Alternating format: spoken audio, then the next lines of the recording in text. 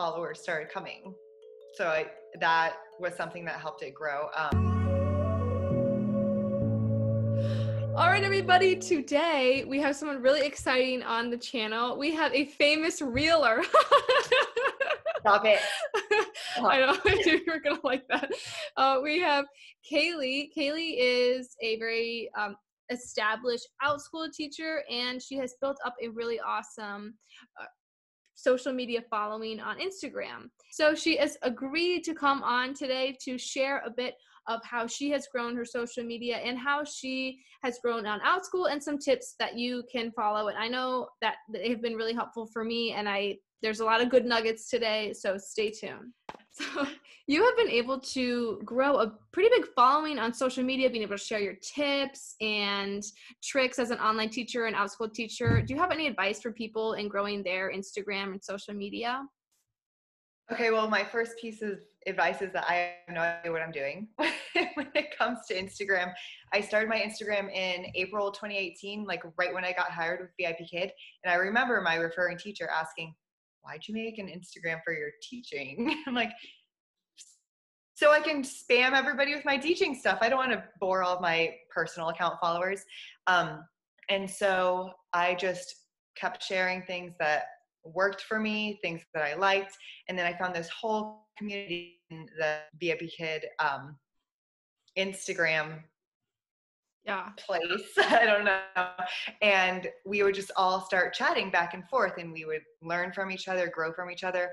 And it just became kind of addicting to keep sharing.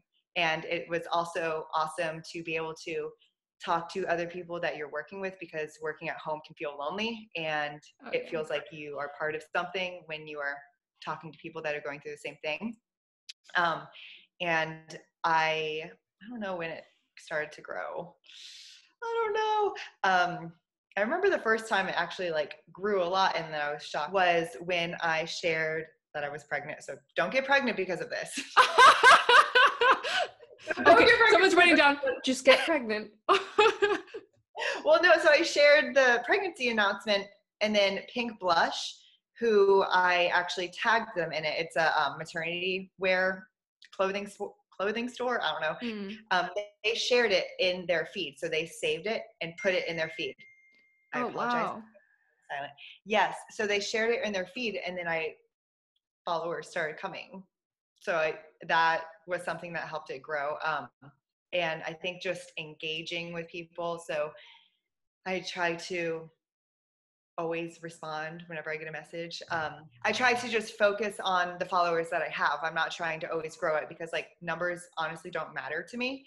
It's the teacher community. Yeah, I really like that. I think that people sometimes look at vanity metrics and numbers instead of focusing on the people that are following them and really trying to cultivate those relationships and get to know those people. A lot of my close teacher friends I've just met through Instagram. Haley I helped her get the job with GOGOKID, and her family was just driving through Northern California, and they were going to stop and come see me. Things with COVID happened, so we couldn't, but you know what I mean? That's so cool. Yeah. I just had Danie here, who I met on Instagram. The Instagram community is awesome. Another thing that people have actually reached out to me and talked about is that they tell me that they like that I am, what is the word that they've said? I'm real. So your authenticity. Yes, they say that I show real mom stuff. I show real teaching stuff. I share when I miss a class. I share when I have a horrible class. I share when there's a great class. So I'm not just showing highlight reels all the time. Yes, I do keep a lot of stuff private with my family, but at the same time, I share the ups and downs that I go through with teaching. So I think that's something that helps my followers build trust with me, because I'm always 100% honest with them. Yeah, that's awesome. I think that is so true. People like that. I remember there was one story you put up that I wasn't even an Outschool teacher yet, but you were just sharing truths. So I watched the whole thing. I'm like, oh, that's interesting. I just wasted 5 minutes learning about Outschool. I'm not even a teacher yet. But people really like that about you. I think that's something important to keep in mind, is nowadays people don't only want to see the good. They want to see the real, because that helps what problems you have is a problem that someone else is having. Right. It's not helpful to only see like, this is awesome. You're like, okay, cool. Screw you. This is going horribly. I think another thing, Maddie was actually talking to me about it, because I'm trying to like figure out what I've done to help it grow, because again, I don't know. One thing that about me, I don't only stick to teaching. So I don't only talk about teaching in my stories and my posts. I just talk about whatever I'm going through, whatever is happening. So I talk about me as a person, me trying to look awake, me with 3 kids, and me as a teacher. So I don't ever apologize if it's off topic, because I'm just coming on as me. I'm not trying to stick to only teaching when I post about it. So when I did start the Instagram account, whenever I would kind of veer from teaching, I would always tie it back to it. So like if I showed a video of, say, Blake riding a little horse, I would bring it back to level 1 VIP kid. So that's how I slowly transferred over from just teaching to like momming and stuff too. Yeah, people like I think the more holistic Instagram, since it's not just teaching. If it was all just teaching, it'd be kind of boring. You know? There's only so much that you can share now. I have cut back on sharing like classroom stories, because with VIP Kid, when you're sharing classroom stories, they're kind of, what's the name? They have an alias. They're not using their real names. Because whatever. Barbie is not actually Barbie. Yeah, Cookie's not Cookie. Or I have like a million Elsas with GOGOKID. I had an Elsa. I had a Spider-Man. The weirdest one I have had is Autobots. I had to call this little boy Autobots the whole class. I'm like, you gotta be kidding me. I had a Transformer. Just his name is Transformer? Yes. It was really hard to say in class. Good job, Transformer. Yeah, I use their names so much. That's one thing when I'm teaching. I try to always use their names over and over again. Something that we have talked about that I think is really interesting is, I know we've talked a little bit about like people that have accounts that you're just only promoting one company or, you know, one thing and whatever it may be. And that is perhaps not the best way to grow a social media following. So yeah, whenever I come across an account that is promoting something, like solely promoting something, even if it's not online teaching, even if it's just like watches, I've seen some random watch things try to follow me. I stay away from it, because I feel like they're just trying to make me buy, or it just feels salesy, and it's like a car, like I think of it as a car salesman, and yeah, stay away. But with what I share, I try to share stuff because I want to. I want to share about my teaching journey because it's fun for me, or even if it's just something that might not be so fun, like it's relatable, and I want everybody to know that they're not alone in whatever might be happening. So like when a kid won't pay attention in class, that's relatable. But when I story, I come on because I like it, and I don't story because I feel like I have to, because if I felt like I had to story, that would not come off natural, and it would not, it wouldn't be fun for me, and it probably wouldn't be fun for anybody to watch. So I just story because I love it. And so there's days where I'll take off from being on Instagram. I might throw a couple stories out there, but I never do anything because I have to. I have been asked, how are you so good at storying? I don't know. I just got good at talking to myself. I can't do it in front of people. So I don't know. I just story because I like it. It's kind of like my creative outlet. Yeah, I like it. I really enjoy watching your stories, and I have gotten more into just being more of my weird self on my stories. My weirdness has helped bring out your weirdness. Oh yeah, well I love, and I feel like the more myself that I actually am, the more I connect with others, and then I just feel like I'm being more true to myself, because I'm weird. I don't think people realize how weird I am, but I've been like, yesterday I showed my dog voice, my high-pitched dog voice on my story. I feel like I connected with a lot of people. That's good. If you don't have a dog voice, you're lying. But anyway, that's really great advice. Thank you for sharing that. Let's move on now to how you have been able to build up a successful Outschool business. Can you share a bit about that? Okay, so with Outschool, like I said, I shared my entire journey. I shared when I first signed Peyton up, to when I applied, to when I took about a month off, until actually creating a class. And for those who don't know you, Peyton is your daughter who first Yes. started to take Outschool classes.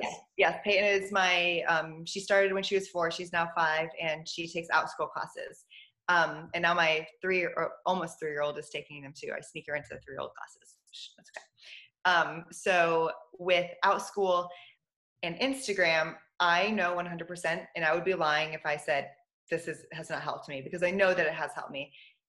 A lot of my first students were my Instagram followers' children.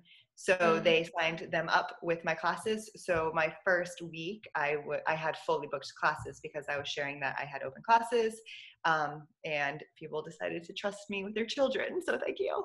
And so that has definitely shown to help me see success in Outschool. And I even said on my stories a long time ago that I felt like it was like cheating a little bit because it wasn't getting Outschool kids on their own. But in that first week, I did have learners. I was so excited. I was trying to see like, who's a parent? And there were some people that I didn't know. And I was like, yes, this is success. So seeing that the use of Instagram has definitely helped me see success in Outschool. I would say probably a third of my students have been from Instagram. Wow. Yeah. That's and then awesome. They're repeat students. So that makes me feel good about my teaching. Like, okay, you want to come back to me.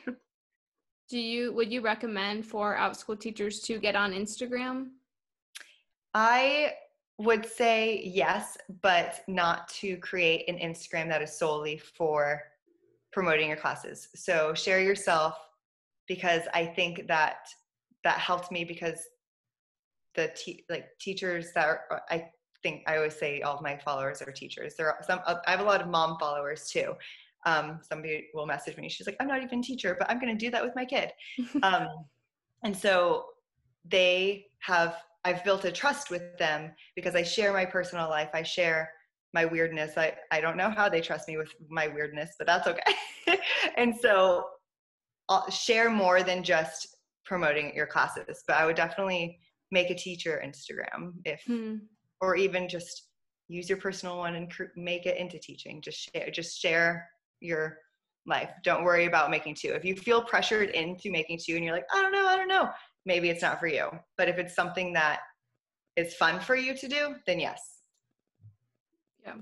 I think that's great advice. I think too, you don't even have to create a new teacher Instagram. You can always just like start sharing that part of your life on your own Instagram or your personal Instagram right now, because who knows, maybe that job would be really helpful for friends. So they'd be interested in seeing it, or maybe their kids want to take a class or whatever it may be, because you're not only just talking about teaching, you're talking about other things too.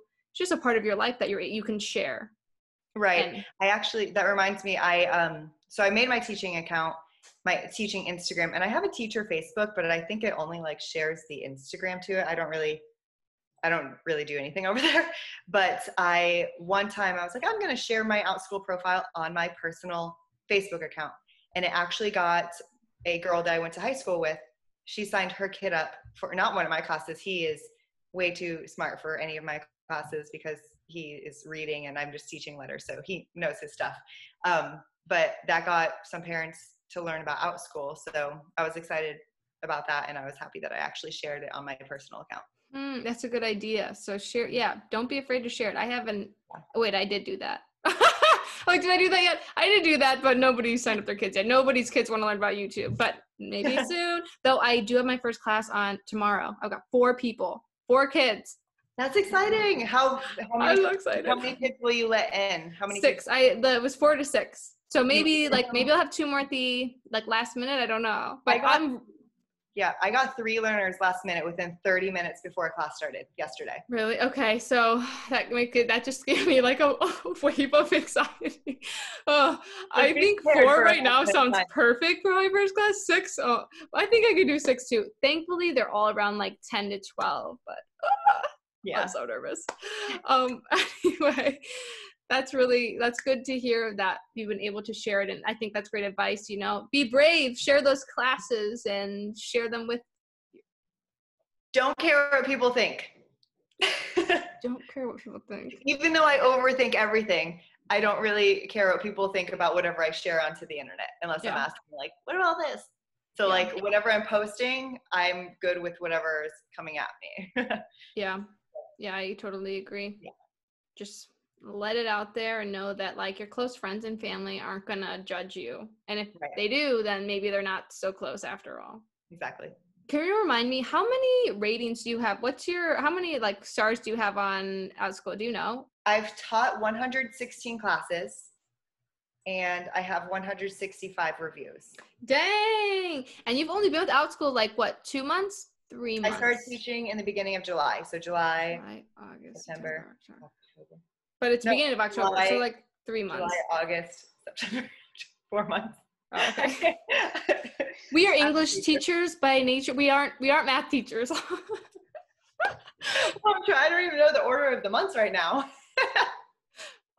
Okay, that's really awesome. So, safe to say that you are very well established now, and you've had a successful first 4 months on Outschool. So, can you give? First, I'd like to start with. Can you give tips for people wanting to apply? I know you just had like the couple sentences that you say to everyone. So what's your tip to someone applying to Outschool? For sure. So the biggest thing that I am seeing people get turned away for is if their want, like their passion or whatever they're wanting to teach, if it does not match what your, say, experience or degree or like your qualifications are, you're going to get turned away. Mm-hmm. That's the number one thing. So when you're applying, make sure that your passion or your want or whatever you're wanting to teach goes along with what you have the most experience in. And if it isn't what you have the most experience in, make sure that you're using your resume in the correct order to kind of show that experience. So you've been able to build a really successful Outschool business in the 4 months you've been there with good reviews. So what would be your advice to new teachers in building their business? And I know too, even just like kind of some logistics, we talked a bit about making sure you set those expectations with your students and having rules. Can you share a little bit about that? A lot of parents in the parent feedback have really liked how I run the classes. And I try my best to have my classes kind of run as best as possible, like it's a real classroom, even though we're virtual. So I try my best not to mute because I want to teach the kids those rules and procedures that they will have in the real classroom. I want to teach them how to raise their hand. I want them to listen to everybody when they're talking. I want to make sure that I have everybody's attention, and I try my best not to mute. Sometimes I do have to mute if there's a lot of background noise or somebody keeps answering in place of somebody, but I try my best to not mute because I know that my daughter, Peyton, she shuts down when she's muted. She's gotten more used to it through virtual learning because there's 20 kids and her kindergarten teacher will mute her. So she's better with it now. But in the beginning of Outschool classes, I would watch her shut down when she was muted. So that's just my views as a parent there.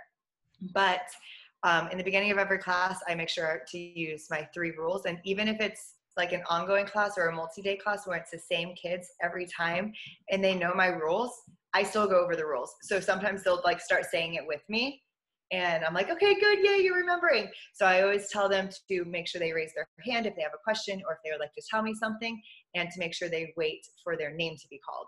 That is the most important thing to say, because if you just say raise your hand, they'll raise their hand and yell the answers.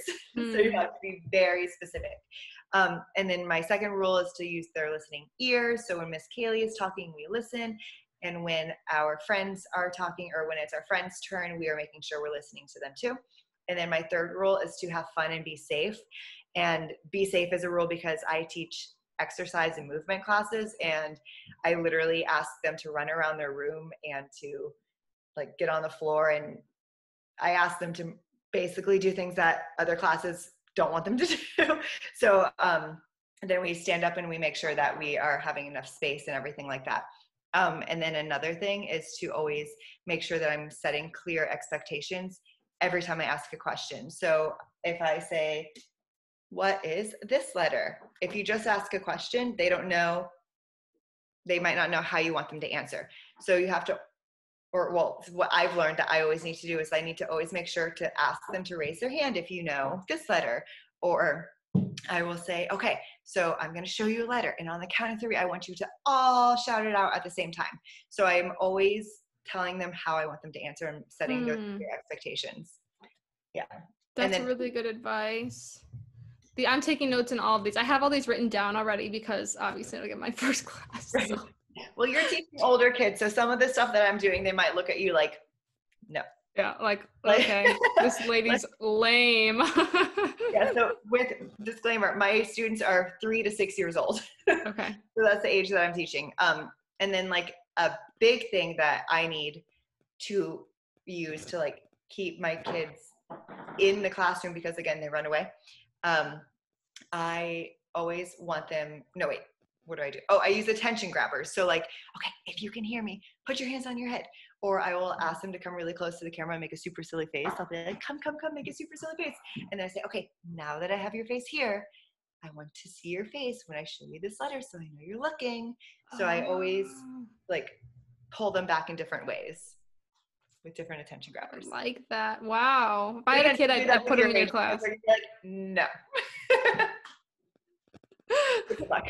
Yeah, telling the 13-year-old boy, come here, put your face, make a weird face. You're like, they turn off the camera. We're off, yeah. Do you have any final thoughts or words of wisdom for online teachers? I would say my biggest piece of advice is to just, like, this is really cheesy, but I'm going to say it. Just go for it. Just do it. It doesn't matter what anybody says. Just do it. Don't worry about your lesson, because like Outschool, it can be scary. I think it's scary. Terrifying is the word in my head, but that's like a little intense. It is a little terrifying. I'm terrified for my classroom. Intimidating. There you go. Intimidating. Terrifying, intimidating. Yeah. I mean, it's a little bit terrifying. But it's scary putting your own lessons out there. So if you want to just go for it, start small. Like I have been open about this. I've started with simpler lessons where it's easier for me to create them, and you don't need a lot of technology in your classroom if you're putting everything out there. Like if your class doesn't need that technology, it's possible to do it without things that I don't even know the words of what they are. It's okay to just use Zoom. So in my classes, I just have Zoom. I don't share the screen. I used to, but I realized that I was too frazzled and I'd rather have the kids, and I just use props. So like, I'm like VIP kid with props and candy corn. I don't know. So just go for it. Don't worry about what anybody thinks. If you're not seeing success, don't be afraid to change things around. I just changed the class around yesterday and I got 2 more saves. Cool. It still hasn't been booked yet, but I got 2 more saves.